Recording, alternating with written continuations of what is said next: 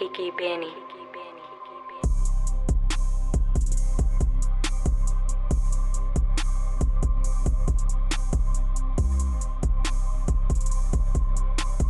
Want to make a video topic request, or if you just want to let me know you rock with me, send a donation to the Cash App or one of these other places, you feel me? Much appreciated. And follow me on social media too. What's up, y'all? It's Nate Almighty, aka the Global Dark Skin Ambassador.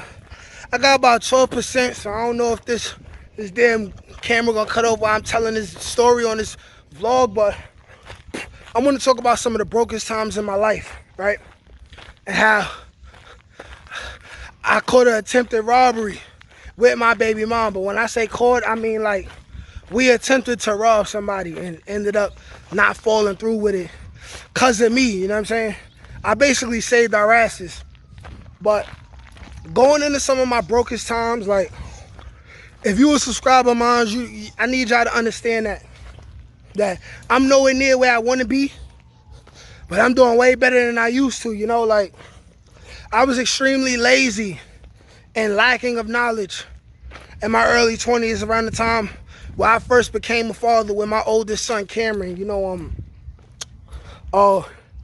I basically took my baby moms and Cameron into my home, which was my mother's home at the time, you know, in order to try to keep everyone together. And I remember being very, very, very broke. I quit my first job because, you know, dudes were stealing and stuff, and it was getting hot, and fingers were starting to get blamed. I had to skedaddle. And then I remember just being real broke, like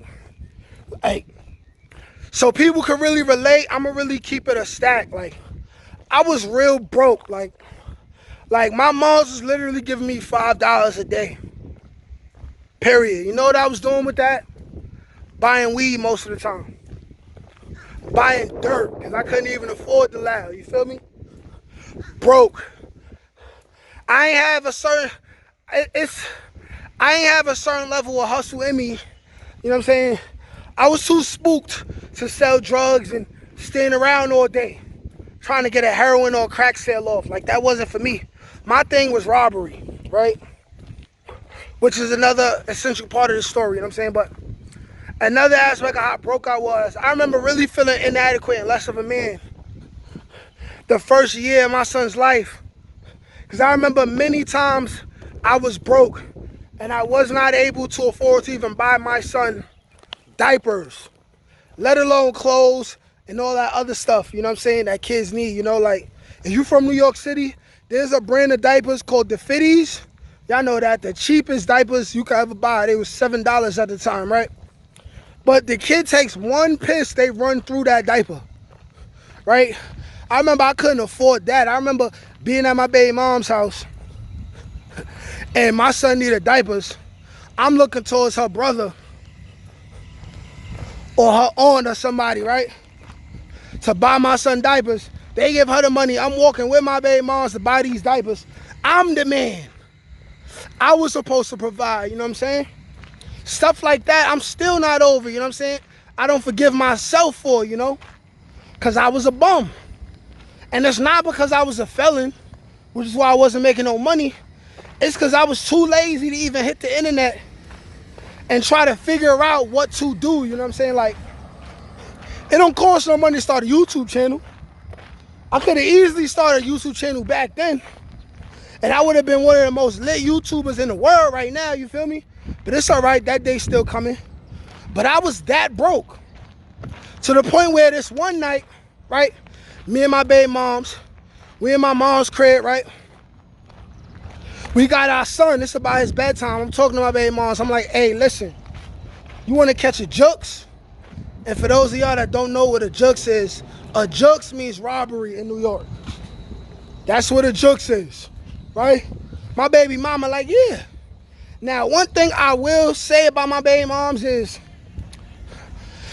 whatever I put her through, whatever she put me through, whatever we put each other through, whatever we went through, she did prove herself to be a soldier on separate occasions, you know what I'm saying? Like this time with this robbery, right? So we put our son to sleep. We put him to sleep, left him in the bed. It's probably about 10 o'clock at night. We in the hood. We leave, right? We leave, we start walking around the 161 area, right? We end up around the other side of Concourse Village. There's a Chinese store, right? We walk in the Chinese store and walk out, right? There's a older white man, not too old, but looks older, right? And he looks big, right? I go to my baby mom, I'm like, that's him. Because I'm watching him pay for his food. He got mad 20s and 100s in his wallet, right? So me and my baby moms, we wait outside the store. The man walks out, he's oblivious to the situation. We following him now, right? So while we following this dude, and like I said, he's not noticing, I sneak up behind him, right? I sneak up behind him. I then get in front of him, right? I cock back, punch the white man in the face, knock him right out, right? He on the floor, right? Me and my baby mom is attempting to go in his pockets, right? The dude starts screaming and stuff like that. And what I notice is, more white people or Spanish people inside the truck. They looking at us while I'm doing this. Me, from going to jail already and knowing the law a little bit, I realized that, hey, we done already went inside the Chinese store with cameras, walked out, followed this white man with cameras, and then I knocked him out probably under a camera, and then there's witnesses in the truck watching us. I'm thinking about this within probably a 2-second time frame in my mind, right? I get off this man. I tell my baby mama, I'm like, run. We run all the way back to the hood, right? And we go upstairs.